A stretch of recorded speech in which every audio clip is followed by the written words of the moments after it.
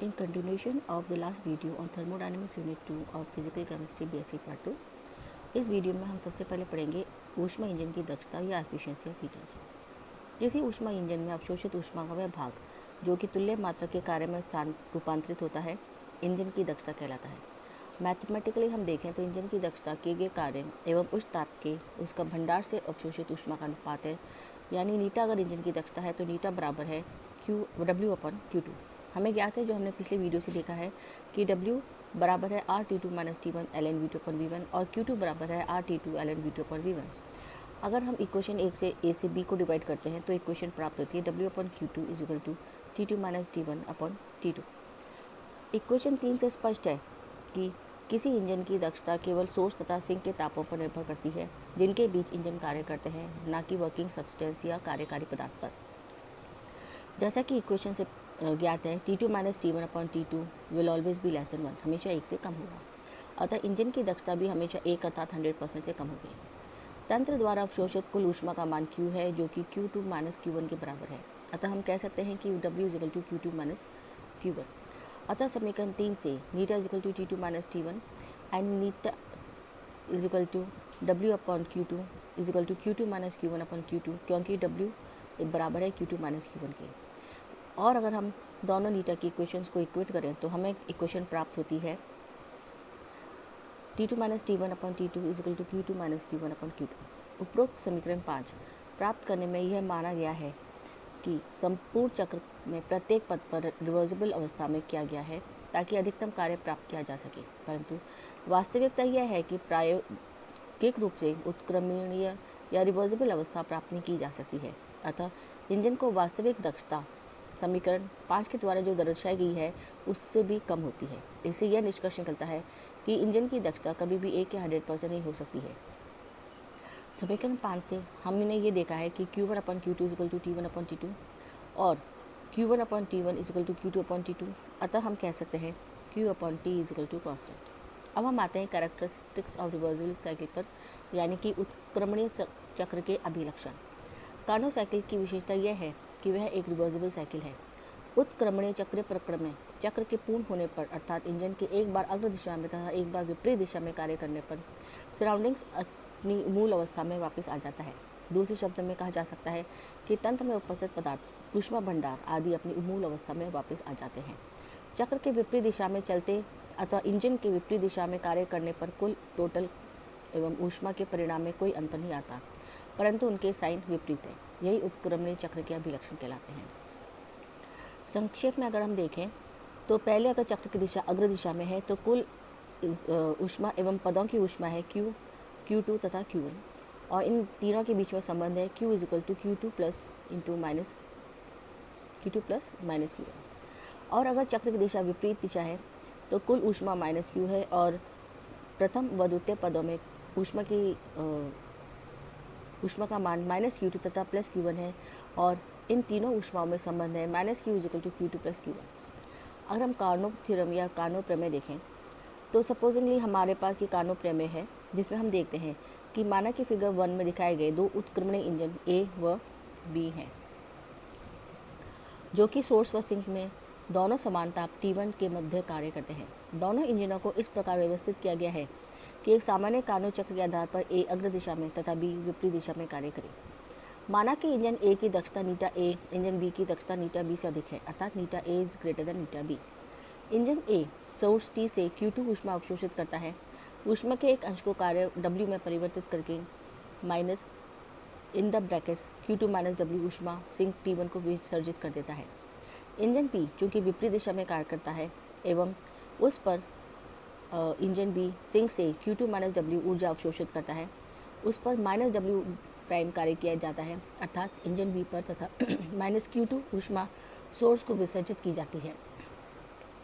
चूँकि engine A अधिक दक्ष efficient माना गया है, अतः हम कह सकते हैं W > W प्राइम, अर्थात इंजन B अवशोषित ऊष्मा के उस भाग के कार्य में परिवर्तित करेगा। अतः Q2 - W prime > Q2 - W। इसका अर्थ है कि इंजन A जितनी ऊष्मा सिंक में विसर्जित करता है उससे अधिक मात्रा में ऊष्मा इंजन B सिंक से अवशोषित करता है। इस प्रकार दोनों इंजनों का ऊष्मा कुल मिलाकर W - W प्राइम सिंक से अवशोषित करके संपूर्ण ऊष्मा के कार्य में परिवर्तित कर देता है। यह बात ऊष्मागति के द्वितीय नियम के विरुद्ध है। अतः पूर्व में हमारा माना गया नीटा ए ग्रेटर देन नीटा बी सही नहीं है। इस प्रयोग से यह निष्कर्ष निकलता है कि नीटा ए बराबर है नीटा बी के, अर्थात समान तापों के मध्य कार्य करने वाले रिवर्सिबल इंजन की एफिशिएंसी समान होती है। अब हम बात करते हैं एंट्रोपी की। ऊष्मागति के द्वितीय नियम के अध्ययन के बाद यह देखा गया कि ताप T2 एवं T1 के मध्य रिवर्सिबल कार्नोट साइकिल कार्य करती है, तो प्राप्त समीकरण Q2 minus Q1 upon Q2 बराबर है T2 minus T1 upon T2 के, जहाँ पर Q2 है समतापी एवं उत्क्रमणीय अवस्था में अवशोषित ऊष्मा T2 ताप पर, और Q1 है समतापी एवं उत्क्रमणीय अवस्था में अवशोषित ऊष्मा T1 ताप पर। इक्वेशन 11 को मैं ऐसे भी लिख सकते हैं, 1 सिंप्लीफाई करके 1 minus Q1 upon Q2 is equal to 1 minus T1 upon T2 और Q2 upon T2 is equal to Q1 upon T1, अतः Q upon T is equal to constant. अतः हम कह सकते हैं कि किसी तंत्र द्वारा अवशोषित ऊष्मा तथा वह परम ताप जिस पर उसका ऊष्मा अवशोषित की गई है, उन दोनों का अनुपात कांस्टेंट होता है एक निश्चित प्रक्रम के लिए। According to equation 13, Q2 is the amount of heat absorbed at T2 and Q1 is the amount of heat absorbed at lost at T2। मगर if T1 पर Q1 की ऊष्मा अवशोषित की जाती है तो इक्वेशन 13 बन जाता है Q2 upon T2 is equal to minus Q1 upon T1 और Q2 upon T2 plus within the brackets minus Q1 upon T1 is equal to 0। यदि Q1 तथा Q2 को ऊष्मा विनय के रूप में ही लिया जाए, अर्थात अवशोषण हो रहा है या विसर्जन हो रहा है कुछ भी, तो हम इक्वेशन को लिख सकते हैं Q1 upon T1 plus Q2 upon T2 is equal to 0। अतः हम कह सकते हैं कि Q अपॉन T पदों का एल्जेब्रिक समीशन शून्य होता है। अब हम मैथमेटिकल फॉर्मुलेशन करते हैं। माना कि ABA एक उत्क्रमणीय चक्रीय प्रक्रम है जिसमें अवस्था A से B में तथा वापस अवस्था A में उत्क्रमणीय रूप से परिवर्तन किया जाता है। चक्र ABA को छोटे छोटे कार्नोट चक्रों का समूह माना जा सकता है। अतः उत्क्रमणीय चक्र ABA के लिए समीकरण 17 को निम्न प्रकार से लिखा जा सकता है, summation of Q upon T is equal to 0। यदि परिवर्तन अनंत सूक्ष्म हो तो समीकरण 18 को हम निम्न रूप से भी लिख सकते हैं, summation DQ upon T is equal to 0। क्योंकि संपूर्ण चक्र दो पदों AB तथा BA से बना है, अतः समीकरण 19 को इस प्रकार भी लिखा जा सकता है, summation DQ upon T is equal to summation A to B DQ upon T plus summation B to A DQ upon T is equal to 0।